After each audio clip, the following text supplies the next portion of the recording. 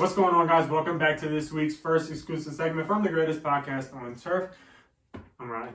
Yeah, I'm Anthony. And for this exclusive segment, we got our weekly waiver wire episode. This is a big one. This is a big one. This is probably better than last week. Yeah. Last week was, or 2 weeks ago was decent, but this is probably the best one all year. I feel like I've said that a lot, but this one probably potentially is the best one all year. Be sure to check it out. Be sure to check out the rest of the content coming out this week. We got our weekly recap as a podcast exclusive. Start 'em, sit 'em, best bets coming out on YouTube, and then we got our weekly predictions episode coming out on both YouTube and Spotify. Yeah, again, be sure to subscribe to the channel like Ryan said, just so you guys don't miss any of our other content for the week. We're riding pretty hot on our best bets. Through the past 3 weeks, we're 11, 12, 13, 14, and 6 or 7. We're making money. I'm up. So yeah, subscribe, and real quick, I'm going to tell you guys about today's sponsor, my family business, Little Italy Pizza Shop. 2 locations, one in Middletown, Delaware, one in Townsend, Delaware. It's my family's business. Amazing prices, great food, great people around there, great customer service. Come in and check it out. If you come into either of the locations and say that the greatest podcast on turf sent you, you are eligible for a 10% discount. Their link is at the bottom of the description. Little Italy Pizza Shop, so their brand new website for catering details, job listings, and all that good stuff. And I'm going to start us off here. First off, if you guys don't know by now, it was announced this morning that Javonte Williams indeed did tear his ACL and is done for the season. Extremely unfortunate, especially for my fantasy football team. So the first guys I'm going to be talking to you about is the Broncos running back committee that they have, Mike Boone and Melvin Gordon. Now, this is probably going to be a running back committee, at least for the first couple weeks till they see who it is. Melvin Gordon has 4 fumbles through 4 games, and he's lost 2 of them. Melvin Gordon sucks. Mike Boone is a rookie. He had 3 targets in the passing game, which is good. 3 rushes for 20 yards. Finished with a whopping 4 fantasy points. Melvin Gordon finished with negative. So he got that going for him. But, in terms of this, I think that this is going to force the Broncos to throw the ball a little bit more. They only threw the ball 25 times against the Raiders yesterday, or 2 days ago when you guys are seeing this. That's not much, but with an offense like this with the Broncos that has the ability to put up a lot of points and has the ability behind a good offensive line to get the run game going, and especially with me being a Javonte Williams fantasy football holder, I want all parts of it. I have Melvin Gordon on my bench already, and I'm putting in the waivers for Mike Boone. So if you did lose Javonte Williams, or if you have another running back out who we'll touch on in a couple minutes, like the Falcons situation, the Saints running back situation, you might want to do your due diligence on Mike Boone. Mike Boone is only rostered in 2% of Yahoo leagues. Now, Melvin Gordon is rostered in 80% of leagues on Yahoo, but if you're in one of those leagues that's in that 20th percent that doesn't have him rostered, I would put in for him just to have him. It can't hurt. Any team's starting running back or running back by committee is probably solid to hold. Now, if you don't need to, still go get him, because you could probably try and trade one of the guys. But having Mike Boone or Melvin Gordon on your team, it's probably not the worst thing with the Broncos offense. It didn't look too bad yesterday against the Raiders in the loss. But I'm going after Mike Boone this week. My first waiver wire pickup this week, this is another running back, and this is a guy a little bit different than Mike Boone. I think the guys that he mentioned on his list might be more the immediate impact players. I kind of went for the upside season-long type of guys. The first one I'm going to mention is Rashad White. He's 27% owned. I told you to pick him up last week as a stash player. Now he's starting to be more and more not like a stash player, more and more better. 5 receptions, 50 yards, touchdown. He did fumble, which obviously doesn't help his case a lot. But I think the Buccaneers are seeing that Leonard Fournette cannot get the ball a million times a game. Yep. And that is going to translate into Rashad White being the RB2 in Tampa. I think that, he might have some flex appeal for the time being, but probably he's going to be still a stash. I don't think they're feeding Leonard Fournette the ball too much. I think it's just a matter of time before he gets banged up. And Rashad White, if he ends up coming in the game, I think can give you RB1 numbers personally. It's an upside pick. It's probably not a plug-in right now, just because of the fact that Leonard Fournette is still there. But you want all pieces of a good offense, and I think Tampa Bay's offense is pretty good, and we saw that last night. They can score some points. So Rashad White, go ahead and pick him up, especially if you have Leonard Fournette. You have to go get Rashad White. If you don't have Leonard Fournette, okay. But if you have Leonard Fournette, go get him. Yeah, I mean, as football season tends to go on, and if you pay attention to fantasy football, you start to realize how more important it gets to have a handcuff, such as the DeAndre Swift and Jamal Williams deal, the Alexander Madison and Dalvin Cook kind of deal. And I mean, even if, as Ryan's saying, the Leonard Fournette and the Rashad White kind of deal. So make sure you can go out there and get your handcuffs if you have. If you don't draft your handcuffs, you should always keep an eye on them on the waivers. Pay extra attention to those games and see what the carries are looking like, and watch out for injuries. Next up, two guys I'm going to be talking about is the Atlanta Falcons running back room now that Cordell Patterson's headed to IR is Tyler Algier and Caleb Huntley. Now, the Falcons running backs do have a very tough schedule coming up. Their next 4 games, Tampa, San Fran, Cincy, all solid teams against the run. But with how the Falcons like to use their running backs, not only running the ball, but in the passing game, that should help their case. Tyler Huntley finished with 11 fantasy points yesterday. He had 10 carries for 84 yards and a 120-yard reception. I mean, we had kind of been saying, and the way we were doing our mock drafts and our drafting, we were kind of stashing Tyler Algier just because we didn't know how involved he was going to be in the offense. And now, I mean, with Cordell Patterson out, it's starting to go into fruition. And on the contrary, Caleb Huntley also finished with 11.6 fantasy points, also having 10 carries, 56 yards, and got in the end zone. Now, he was not involved in the passing game at all. I mean, Rashad White wasn't really either. He only had 1 catch for 20 yards. You mean Algier? Or Tyler Algier, yeah, my bad. But with the way that, again, with the way the Falcons run their offense and the way Arthur Smith likes to call his offense, he likes to use his running backs in the passing game, hence why Cordell Patterson has had so much success. Now, I'm not sitting here and telling you Tyler Algier or Caleb Huntley are going to come out here and look like Cordell Patterson, heavily involved in the passing game, heavily involved in the run game. But in terms of a waiver wire pickup, I would use your waiver pickup on either of these guys. I mean, in your home leagues, you may be able to snag both of them. But if not, I'm definitely going after Algier or Caleb Huntley. I mean, as we saw yesterday, it's going to most likely be a timeshare. Guys, they had literally a 50-50 split yesterday. Caleb Huntley did have the hunch and scored the touchdown. But again, the Falcons utilize their running backs on the offense, so I'm going ahead. Me personally, I'm probably leaning more toward Tyler Algier just because he'll probably be involved in the passing game and on those early downs.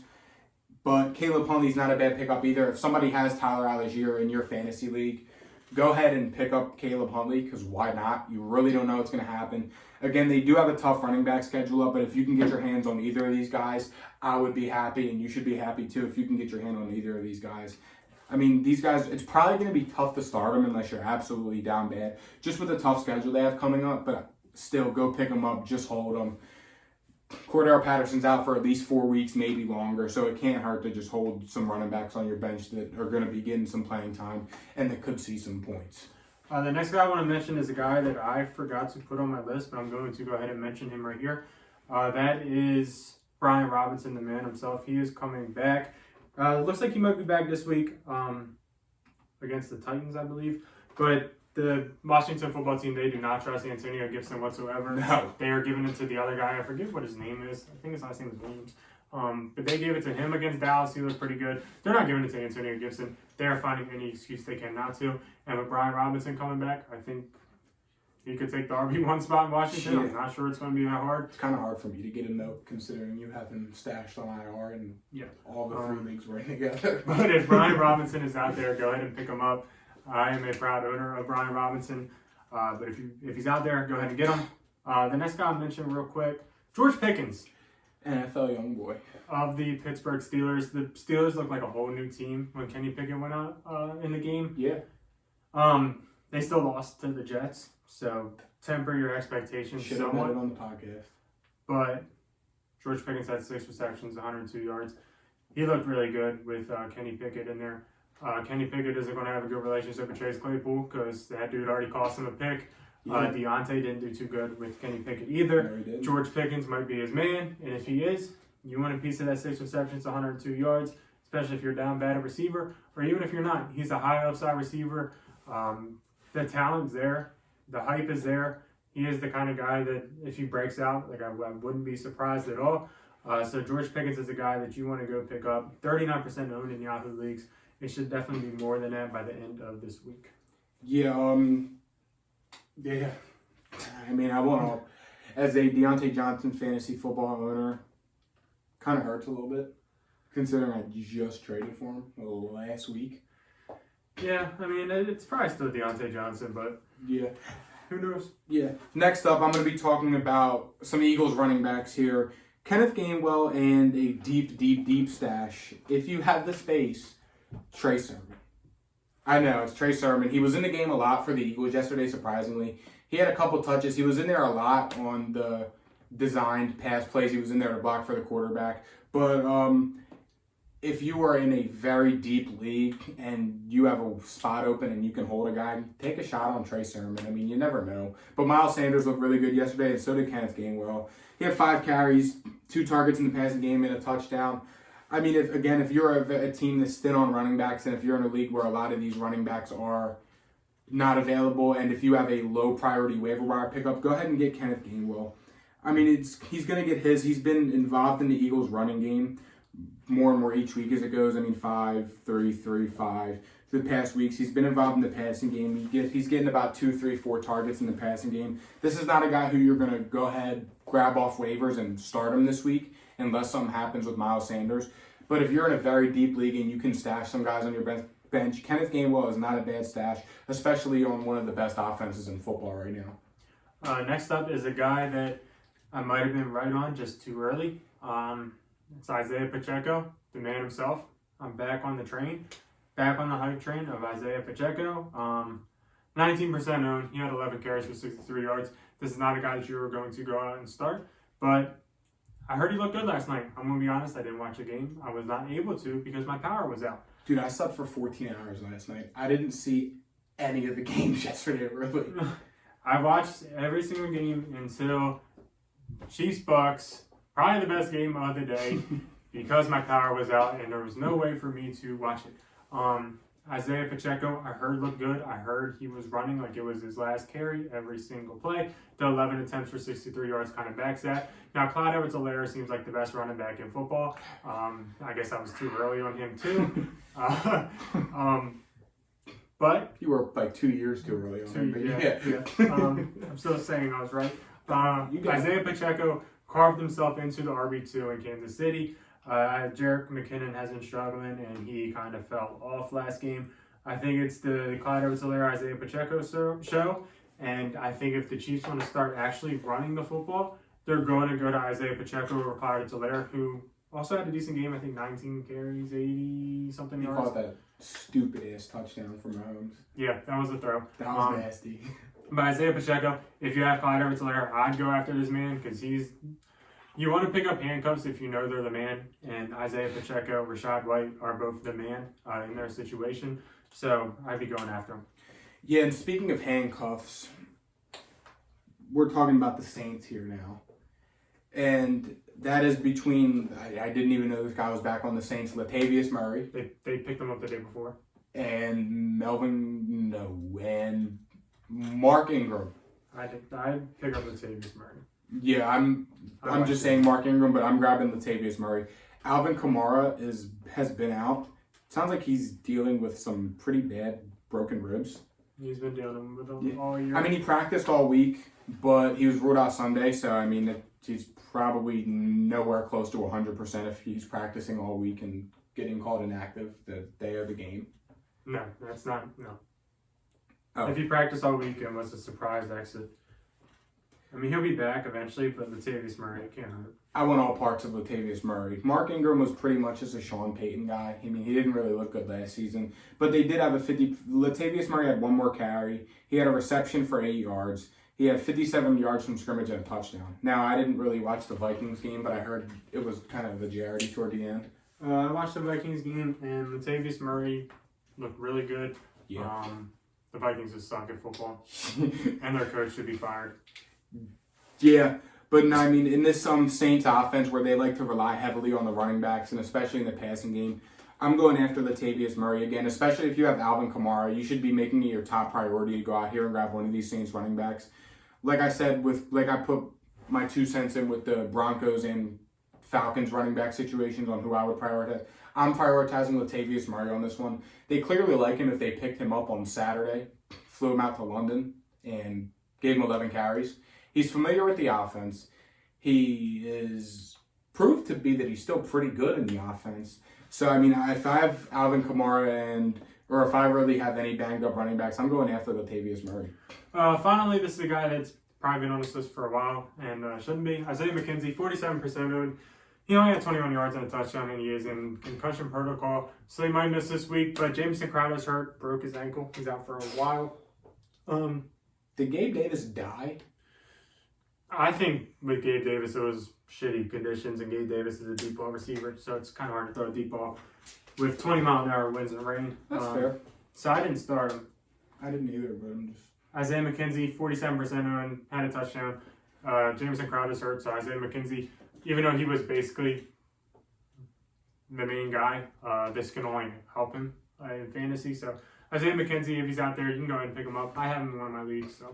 And I am going to do it. I'm not going to learn. If you feel like it, Darnell Mooney. I mean, he's got 11 targets over the past 2 games. He had just shy of 100 yards receiving. I know the Bears suck, but, I mean, they have a solid schedule coming up. Next 2 games, Minnesota and Washington. So just be on the lookout for Darnell Mooney. I mean, I'm not sitting here telling you to go pick him up, but if you do, I'm not going to be mad at you like I did for drafting him in the 4th, 5th round like you probably did. Yeah.